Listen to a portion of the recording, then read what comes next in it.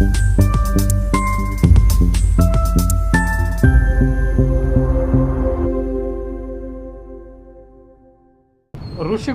కట్టినటువంటి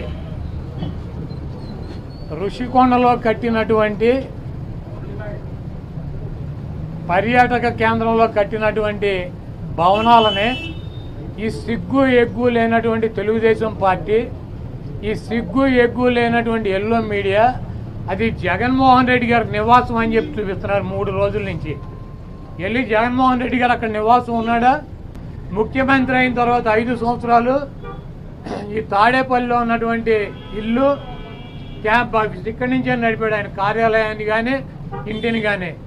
జగన్మోహన్ రెడ్డి గారి రక్తంలో లేదు. ప్రభుత్వం కట్టించినటువంటి ఇళ్లలో ఉండటం కానీ, ప్రభుత్వం కట్టించినటువంటి గెస్ట్ హౌస్లో ఉండేటువంటి కర్మ జగన్మోహన్ రెడ్డి గారికి పట్టల. జగన్మోహన్ రెడ్డి గారు వైజాగ్లో సొంత ఇల్లు కట్టుకున్నాక అక్కడ షిఫ్ట్ అవుతాడు.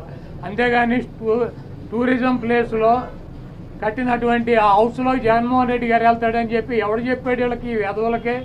అది జగన్మోహన్ రెడ్డి గారి కోసం కట్టించుకున్నటువంటి ఇల్లు అని చెప్పి రకరకాలైనటువంటి కథనాలు రాస్తున్నారు. అది ఒక అంతర్జాతీయ రాజధానిగా తీర్చిదిద్దాలన్నదే వైఎస్ఆర్ కాంగ్రెస్ పార్టీ లక్ష్యం. దాన్ని రాజధాని చేయాలన్నదే ఆ రోజు నిర్ణయించుకున్నాం. కాబట్టి అక్కడ ఇంటర్నేషనల్ సెమినార్లు జరుగుతున్నాయి.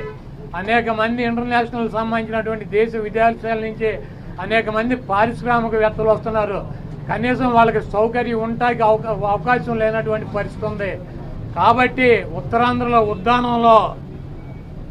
ఉద్దానంలో దాదాపు 700 కోట్ల రూపాయలు పెట్టి హాస్పిటల్ కట్టించారు కిడ్నీ పేషెంట్ల కోసం అని చెప్పి. అదేవిధంగా విజయనగరం కావచ్చు, లేదా పార్వతీపురం కావచ్చు, ఉత్తరాంధ్రలోనే 650 కోట్ల రూపాయలు పెట్టి ఒక్కొక్క మెడికల్ కాలేజీ కట్టించారు. అదేవిధంగా టూరిజం ప్లేస్లో అంతర్జాతీయ సంస్థలు కానీ వ్యక్తులు కానీ వచ్చినప్పుడు అక్కడ ఒక విధి ఉండాలని చెప్పి ఒక మంచి భవనాన్ని నిర్మిస్తే 7 బిల్డింగులు అయ్యి, ఒక బిల్డింగ్ కాదు 7 బిల్డింగుల్లో జగన్మోహన్ రెడ్డి గారు ఉండరు. 7 బిల్డింగులు కట్టారు. ఆ 7 బిల్డింగుల్లో 7 బ్లాకుల్ని చూపించేది జగన్మోహన్ రెడ్డి గారు 450 కోట్ల రూపాయలు పెట్టి ఇల్లు కట్టుకున్నారని చెప్పి ఈ దుర్మార్గమైనటువంటి ప్రచారం చేస్తున్నారు. ఇవన్నీ కూడా ప్రజలు గమనిస్తారు.